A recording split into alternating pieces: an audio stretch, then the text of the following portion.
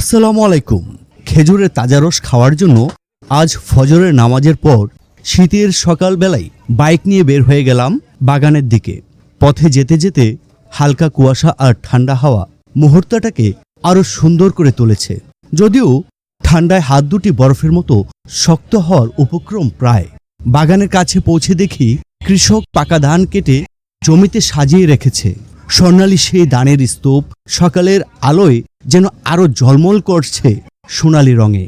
খেজুরের বাগানটি ছিল নতুন, ছোট ছোট গাছ, আর খেজুরের রস যেন বাদুড় বা অন্য কোনো প্রাণী খেতে না পারে, সেজন্য প্রতিটি গাছ বস্তা আর নেট দিয়ে সুন্দরভাবে বেঁধে রাখা হয়েছে। সবচেয়ে মজার বিষয় ছিল বাগানের ভেতরে ঝুলে আছে বাবুই পাখির ছোট ছোট শিল্পী সুলভ বাসা। প্রকৃতির হাতে গড়া সেই নিখুঁত কারুকাজ দেখে মনটা ভরে গেল।